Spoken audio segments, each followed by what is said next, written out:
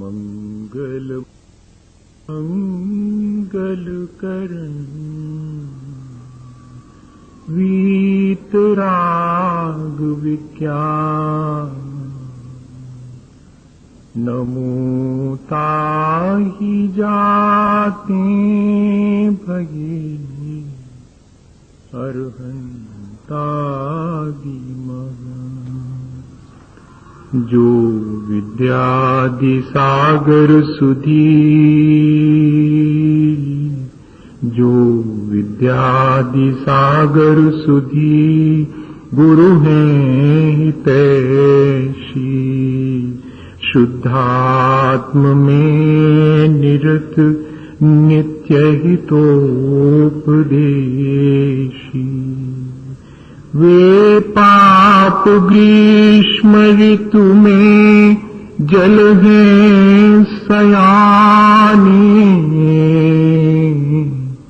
पूजूं उन्हें सतत केवल ज्ञान पाने पूजूं उन्हें सतत केवल ज्ञान पाने। बोले भगवान महावीर स्वामी की, आचार्य कुंद कुंद स्वामी की, आचार्य गुरुवर विद्यासागर मुनि महाराज की।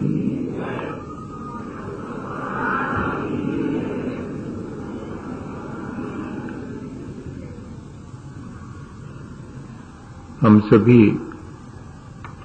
एक बात बहुत अच्छी तरह से पिछले दिनों समझ गए हैं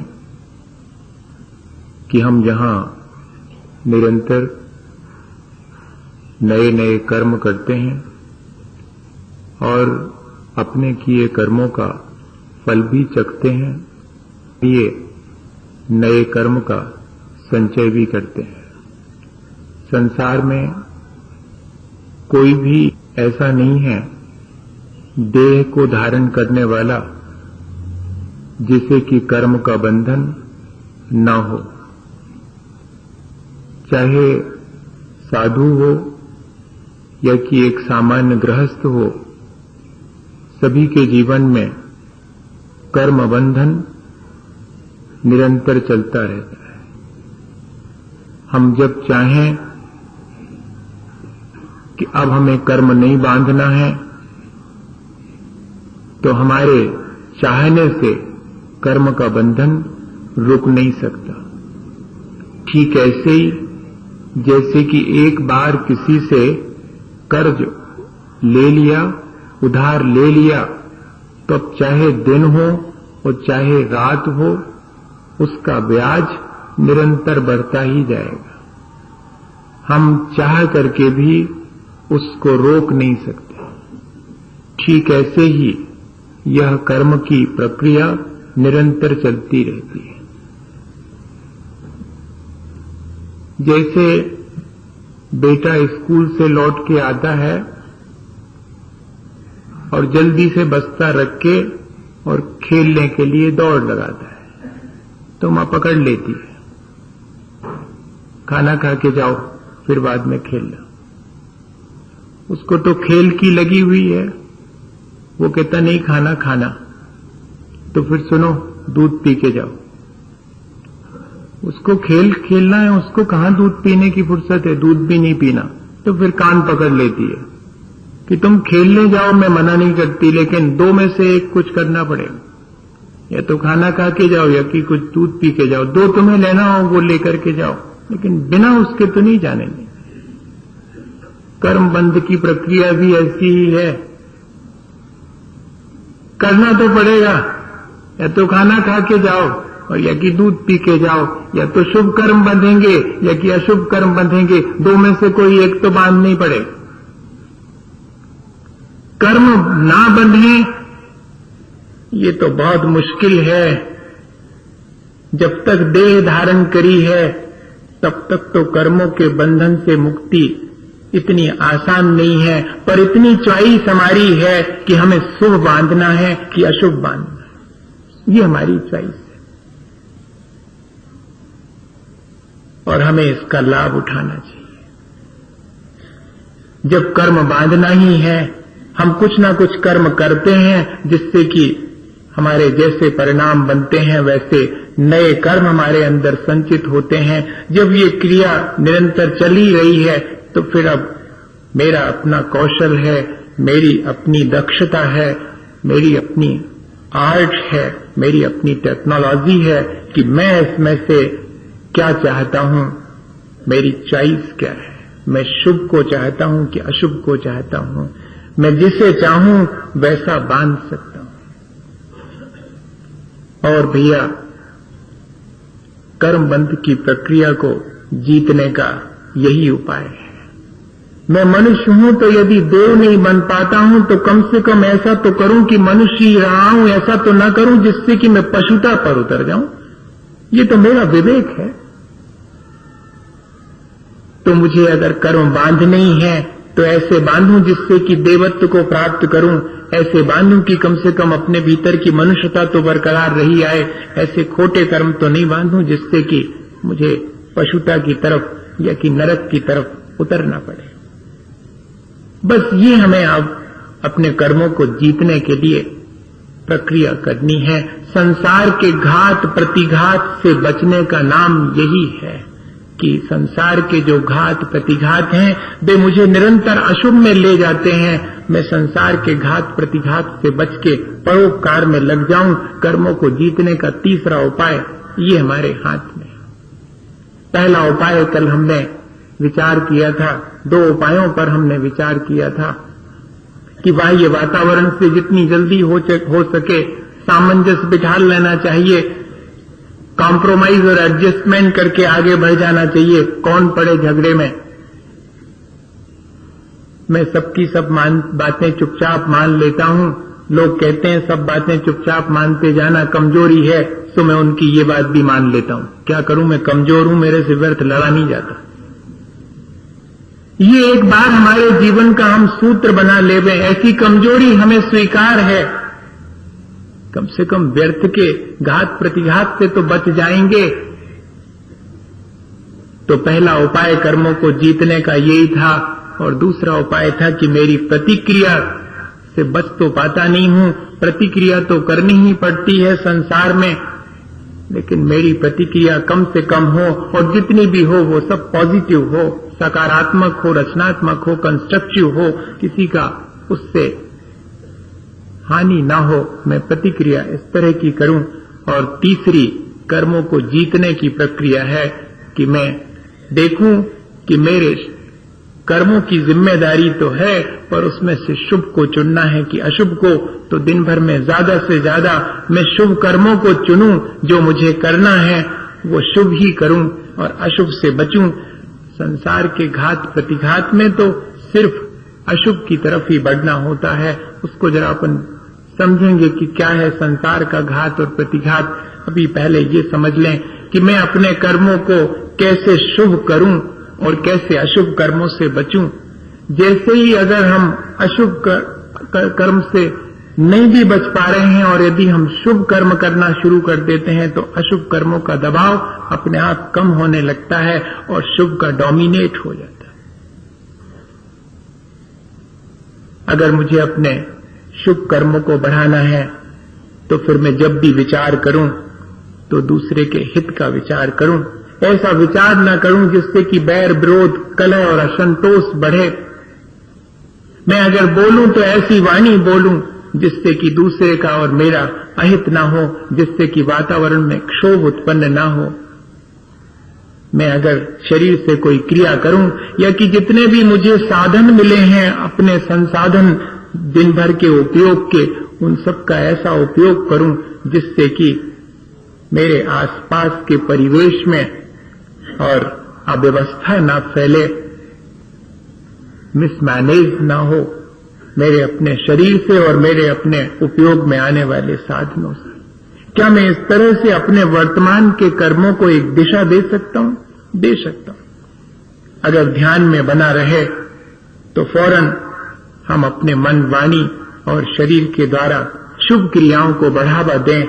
शुभ क्रियाओं को बढ़ावा देने से अशुभ का दबाव हमारे ऊपर से कम होता चला जाता है। अगर किसी बच्चे की संगति खोटी हो जाती है तो हम क्या उपाय करते हैं? उस खोटी संगति से बचाने का उपाय नहीं करते, उसको कहीं ना कहीं किसी जगह और लगा देते हैं। बिगड़ रहा है, ब्याह कर दो, हो सकते समर जावे, बहू सुधार ले। क्या मतलब हुआ? अशुभ से बचाने का एक ही उपाय है कि मैं उसको कहीं शुभ में लगा दूं, मैं उसको कहीं एंगेज कर दूं। भैया ऐसे ही जुगत अपने भीतर भी करनी पड़ेगी। अपने मन की कुटेव को सुधारने का यही उपाय है। वो तो बार बार वहीं जाता है। आचार्य महाराज ने लिखा है कि इस मन की क्या कहें, इसकी चाल तो स्वान के समान है। कितने बढ़िया बढ़िया चीजें खिलाओ, लेकिन आखिरी में जाके नाली के पानी पीता और गंदगी खाता है। इस मन की कुटेव है, ये इस मन की चाल है। ये हमेशा अशुभ के संस्कार से ग्रसित है, इसलिए अशुभ में जाता है। उपाय उसको बचाने का यही है। अब जंजीर से बांध के तो किसी को रखा जा सकता, लेकिन मन को तो नहीं जंजीर से बांध के रखा जा सकता। तो इसको बांधने का उपाय सिर्फ यही है कि मैं इसको शुभ कार्यों में लगाए रहूं। ये सारे जो भी अपन विभिन्न अवसर आते हैं, उन सब में जो धर्म ध्यान करने की शुरुआत करते हैं, उसका उद्देश्य क्या था? अपने कर्मों को जीतने का उद्देश्य ही था कि मैं जितना ज्यादा से ज्यादा शुभ कार्यों में लगा रहूंगा, उतने ही मैं अशुभ से बच गया। घंटे भर यहाँ बैठे हैं, संसार के प्रपंच से अपने आप बच गए। कहना नहीं पड़ा कि मैं 1 घंटे के लिए संसार छोड़ता हूं। कह के आए क्या? कोई नहीं कह के आया होगा कंपाउंड के भीतर, मैं तो घंटे भर प्रवचन सुनने जा रहा हूं। मैं प्रवचन सुन रहा हूं, इसका मतलब है कि मेरा संसार का प्रपंच छूट गया है। इसलिए सबसे अच्छा उपाय है कि अगर जब मुझे कर्म का शुभ कार्य लगाऊं, कार्य के कार्य में लगाऊं, योगा कर्म सुकौशलम, कर्म की कुशलता ही ध्यान है, योग है, ऐसा लिखा हुआ है। वो कर्म की कुशलता क्या है, ये जरा समझ लें। जैसे भैया किसी की आंख ना हो तो क्या उसको देख करके हम अपनी आंख फोड़ लेते क्या? किसी के हाथ ना हो तो क्या अपना हाथ तोड़ लेते? किसी के पैर ना हो तो अपना पैर तोड़ लेते हैं? ऐसा तो कोई नहीं करता। तो फिर दूसरे को गुस्सा आता तो हम क्यों गुस्सा करते? अब आ गया समझ में? बड़ा कठिन है। इतना ही है। घात प्रतिघात से बचने का उपाय यही है कि मैं जरा सा तो विचार करूं कि जब मैं दूसरे की आंख फूटी देखकर अपनी नहीं फोड़ता हूं, तो दूसरे को गुस्सा करते देख करके गुस्सा क्यों करता हूं? दूसरे को गाली देते देख करके मैं भी क्यों गाली देने लगता हूं? इतनी छोटी सी चीज, इस अशुभ की प्रवृत्ति से बचने के लिए ऐसा विचार अनिवार्य है कि जैसे मैं दूसरे को कुएं में गिरते देखकर स्वयं नहीं गिरता हूं, मैं तो बच जाता हूं, ऐसे ही इस संसार में सभी जीव, वरना लोगों को ये लगता है कि अरे कुछ नहीं रखा इन बातों में। इसलिए कह रहा हूं ये चीज, कुछ नहीं रखा इन बातों में। दुनिया तो कर रही है, कौन अपन नहीं अकेले कर रहे, सब तो कर रहे, कौन ही झूठ बोल रहा हो। कल महाराज जी की बातें कर रहे, सो कभी भी नहीं बोला झूठ। हाँ, ऐसा विचार आएगा मन में, कौन नहीं करता है, सब तो करते हैं। ये जो सब तो करते हैं, इसकी तरफ देखना है तो फिर अपने हाथ से अपना पतन करना है, और सबकी तरफ ना देख करके और अपनी तरफ देखने की प्रक्रिया की मैंने दिन भर में क्या कमाया। मैंने मनुष्य होने के लिए पहले कुछ कमाया होगा, तो आज मनुष्य हूं, आगे की मेरी तैयारी क्या है? या तो पशुता की तरफ जाऊं, या कि नरक में जाऊं, या कि देवत्व की तरफ ऊंचा उठूं। ये अगर हमारे मन में विचार आ जावे तो फिर हम आसानी से परोपकार या कि शुभ कार्यों में अपने मन को लगा सकते हैं। दूसरी चीज क्या होता है परोपकार करने से और शुभ कार्य करने से? एक बार तो गलती कर ली और फिर उसके बाद में कुछ प्रायश्चित इत्यादि करने से होगा क्या? बहुत कुछ होता है। सांसारिक कार्यों में लगा हुआ व्यक्ति अपने पूर्व संचित कर्मों का दुरुपयोग करके आगामी जीवन के लिए और पाप कार्यों को कमाता है, और परमार्थ के कार्यों में लगा हुआ, परोपकारी के कार्यों में लगा हुआ व्यक्ति अपने पूर्व संचित कर्मों को जो शुभ हैं उनको बढ़ा लेता है और अशुभ कर्मों को घटा लेता है। दोनों ही कर रहे हैं कार्य। एक सांसारिक कार्य में लगा, कार्य तो किसी का नहीं रुका है। आप चाहे सांसारिक कार्य करें या कि पारमार्थिक कार्य करें, सांसारिक कार्य करने वाले को लगता जरूर है अपन को कि कितना ऐशो आराम है, सो ठीक है, आगे के लिए कर्म की स्थिति इतनी प्रबल बंधेगी और इतने समय तक के लिए बंधेगी कि अभी दिखाई नहीं पड़ेगी। अभी तो जो व्यक्ति बेईमानी कर रहा है पलता फूलता नजर आता है, इसके मायने ये नहीं है कि ये बेईमानी का फल है, ये किसी पुरानी ईमानदारी का फल है। और होता क्या है, जब हम वर्तमान में बेईमानी करते हैं, अशुभ कर्म करते हैं, तो हमारे भीतर अशुभ कर्मों की ड्यूरेशन और पोटेंशियलिटी दोनों बढ़ जाती हैं और जितनी ड्यूरेशन होगी उतने समय के बाद वो अपना फल देना शुरू करेगा। इसलिए अभी बांधे गए अशुभ कर्म तुरंत दिखाई नहीं पड़ते, बहुत देर के बाद आएंगे। और इतना ही नहीं, दूसरा काम ये होता है कि भीतर के जो शुभ कर्म हैं वे समय से पहले उदीरित होकर के उदय में आते हैं, सो भैया फलते फूलते दिखाई पड़ते हैं। वो कर रहा है बेईमानी। और एक आदमी जो कि बिल्कुल ईमानदारी से जीवन जी रहा है, उसके शुभ कर्मों को बहुत डोमिनेट वो बांध रहा है, वो देर से उदय में आएंगे। अभी शुभ उदय में नहीं आ रहा, लेकिन जो पड़े हुए अशुभ हैं उनकी उदीरना होकर समय से पहले आकर के खिल रहे हैं, सो तकलीफ में दिखाई पड़ रहा है ईमानदार। ईमानदार आदमी जब भी तकलीफ में दिखाई पड़े तो समझना ये तो अब इसने तो अपना हिसाब चुकता करना शुरू कर दिया। और बेईमान आदमी फलता फूलता दिखाई पड़े तो समझ लेना कि संसार बढ़ रहा है, भगवान रुष्ट है और पर प्रायश्चित दे रहा है। भोग विलास की सामग्री फैला करके इसको संसार में भटका रहा है और इसकी भोग विलास की सामग्री छीन ली। अब इसका संसार अल्प रह गया, लगता यही है। ये प्रक्रिया है।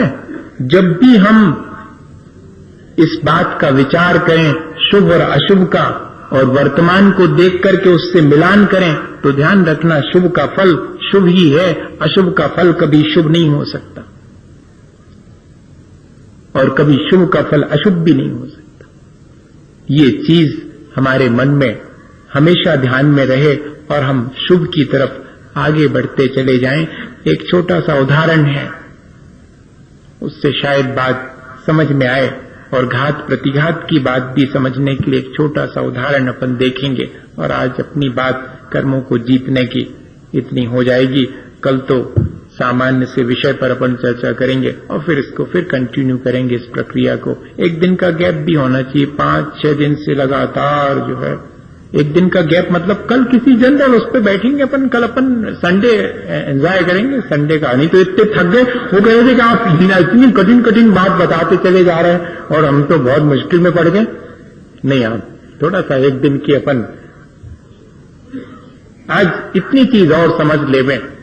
देखो अपन बैठे हैं, समझने के लिए बैठे हैं, मुझे सब कुछ समझ में आ गया हो ऐसा बिल्कुल मत मानना।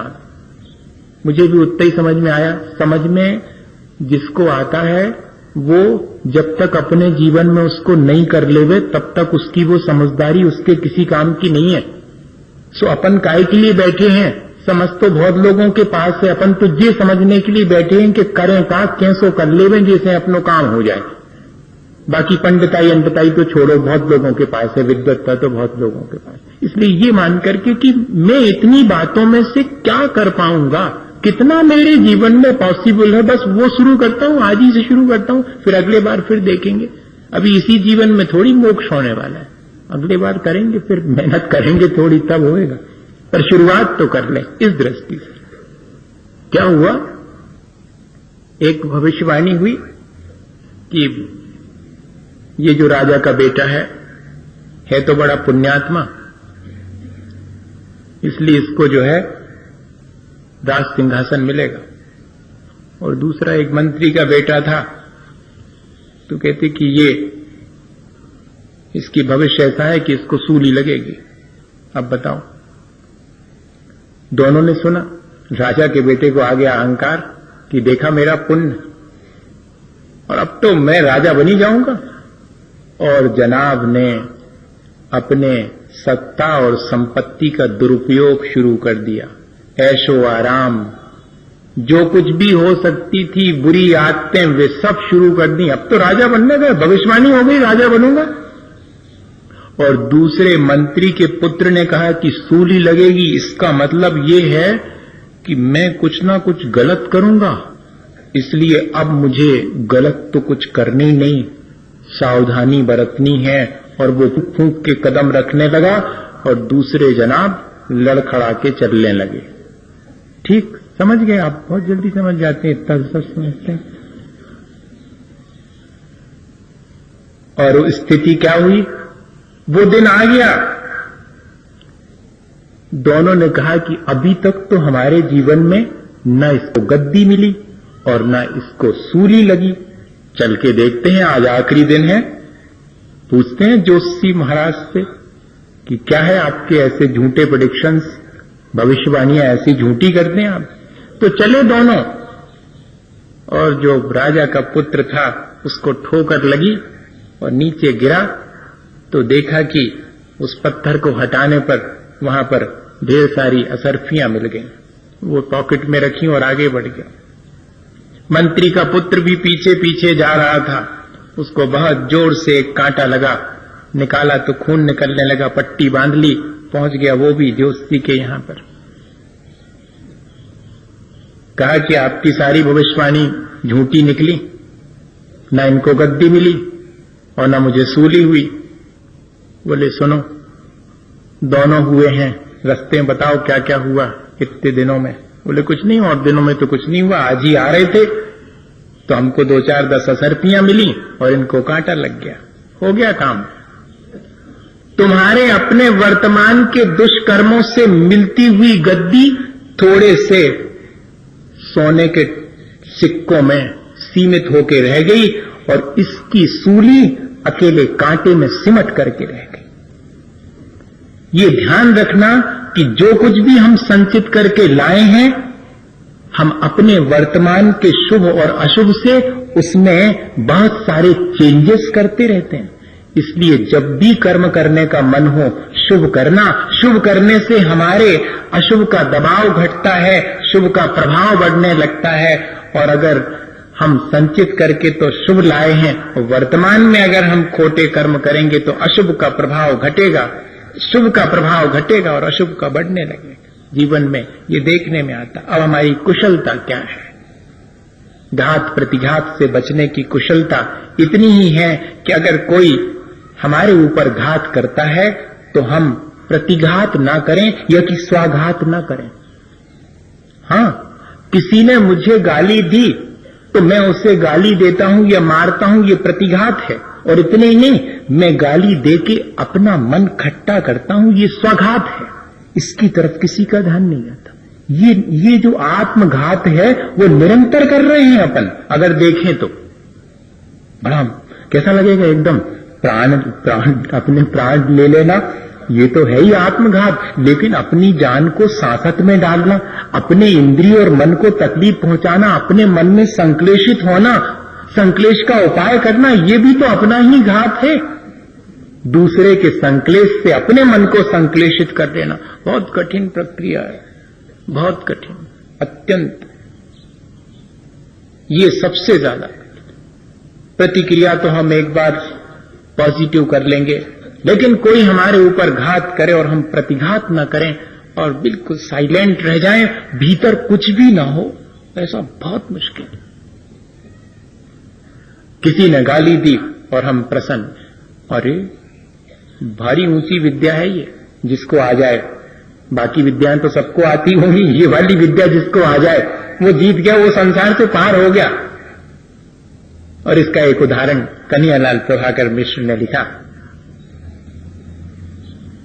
ऐसा जीवन में एक सामान्य गृहस्थ के भी संभव हो सकता है। क्या मैं तो ऐसी चीजें पढ़ता रहता हूं और मुझे लगता है कि हम लोग कितनी बातें जानते हैं, लेकिन एक सामान्य व्यक्ति इस घात प्रतिघात की प्रक्रिया से कैसे अपने को बचा लेता है, उन्होंने लिखा उनके अपने जीवन की घटना कि मेरे एक अच्छे बहुत मित्र और इतने पक्के मित्र कि कोई सोच भी नहीं सकता कि दोनों में कभी आपस में कोई तकरार हो सकती है, लेकिन ऐसा हुआ कि मित्र की जीवन साथी नहीं रही और मित्र की एक ही बेटी, उसके ब्याह की चर्चा थी।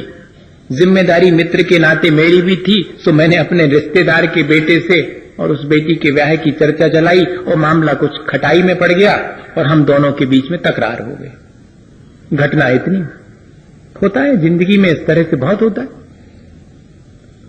और उन्होंने लिखा कि 4 लोग और जो तैयार ही खड़े थे, अगर 2 लोगों की दोस्ती हो तो ये ध्यान रखना कि 4 लोगों की आंख लगी हुई है। महिमा मृगी कौन सुकृत की विषखण खल विदवाची। महिमा और मृगी दोनों सावधान रहें। जंगल में घूमती हुई हिरनी हमेशा ध्यान रखे कि शिकारी का बाण उसका पीछा कर रहा है, और जो सुकृत कर रहा है, जो पुण्यकारी कर रहा है, वो हमेशा ध्यान रखे कि 4 खल लोगों की आंख उसके ऊपर लगी है। ये ध्यान रखना, ये संसार है। तो बोले कि वो 4 लोग पता नहीं क्या इसी का इंतजार कर रहे थे कि इन दोनों में जरा तकरार तो हो, फिर इनकी लड़ाई का मजा ले, ये इनकी दोस्ती बड़ी छनती है।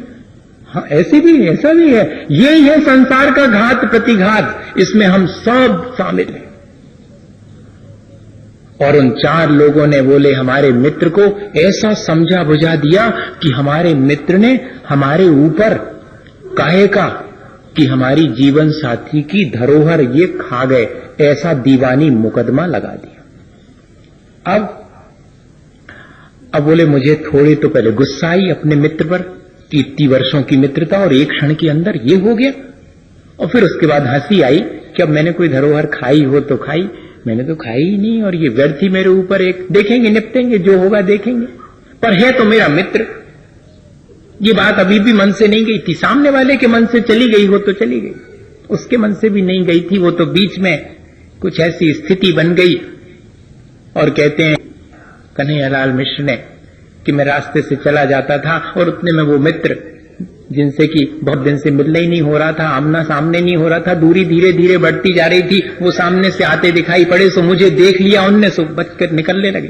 बोले मैं तो बच के जाने वाला था नहीं, मैं सामने पहुंच गया और कंधे पे हाथ रखा कि अरे मैं तो सोचा कि जब अपन ने दोस्ती निभाई है तब दुश्मनी भी जम के निभाएंगे। देखना शब्दों का, कि मैं तो सोच रहा था कि दोस्ती इतनी जम के निभाई है तो दुश्मनी भी जम के निभाएंगे। अभी तो तुमने मुकदमे की शुरुआत ही की है, अभी से क्यों बच करके भाग रहे हो? हम तो ये सोच रहे थे कि अच्छे जम के मुकदमा भी लड़ेंगे, और जिस मान लो तुम्हें जेल हो गई तो तुम्हारा और तुम्हारी बेटी का दोस्ती के नाते हम ध्यान रखेंगे, और अगर हमें जेल हो गई तो जब हम जेल से छूटे तो सबसे पहले दोस्ती के नाते तुम ही मिलो। अब देखो आप, ये विचारों की श्रेष्ठता देखो, ये घात प्रतिघात से बचने की प्रक्रिया देखें आप, बहुत सांसारिक प्रक्रिया। कहते हैं इतना सुनते ही बेमित्र हाथ पकड़ लिया उनने, कहते घर चलो, यहां नहीं, रास्ते में नहीं। और बोले हमें घर ले गए, और घर ले जा करके बिठा करके, और मेरे मना करते करते भी और मेरे पैरों पर सिर रख करके फूट फूट के रोए। और उस दिन का दिन है कि आज का दिन, कि कहां का मुकदमा और कहां की दुश्मनी, फिर से ज्यों के त्यों दोनों जन बड़े प्रेम से अपना जीवन जीते हैं। भैया संसार में कर्म अगर करना है तो कर्म कैसे करना है, इसकी कुशलता अगर हमें आवे तो हम कर्मों से मुक्त हो सकते हैं। हम अशुभ कर्मों से बचें और जितना बन सके उतना शुभ कर्म, परोपकारी कार्य करें। अगर कोई हमारे प्रति भार भी करे तब भी हमारी सज्जनता है कि हम उसके प्रति सद्भावना और सद्व्यवहार अपना बनाए रखें, तो जीत हमारी है, वरना तो यहां सब हारे हुए हैं और हमेशा से अपने कर्मों से हारते आए हैं। एक मौका तो अपने जीवन में ऐसा भी लेना चाहिए कि अब हम नहीं हारें, कर्म हमसे हार जावें। हम ऐसे कर्म करें कि अपने किए हुए पुराने कर्मों को हम हरा दें और अपने आप की जीत हासिल कर लें। ऐसी स्वतंत्रता हमारी है कि हम कर्म करने में भले ही स्वतंत्र ना हो, लेकिन कर्मों को कैसे करना है, भले करना है कि बुरे करना है, इसमें तो हमारी अपनी स्वतंत्रता है। इसी भावना के साथ कि हम कर्मों को जीतने की इस प्रक्रिया को अपने जीवन में जितनी बनेगी उतनी करेंगे। बोलिए आचार्य गुरुवर विद्यासागर मुनि महाराज की। हे गुरुवर शाश्वत सुख दर्शक यह नग्न स्वरूप तुम्हारा है, जग की नश्वरता का सच्चा दिग्दर्शन करने वाला है। जब जग ऋषियों में रच पच कर गाफिल निद्रा में सोता हूँ, अथवा वह शिव के निष्कंटक पथ में विषकंटक बोता हो। अर्ध निशा का सन्नाटा वन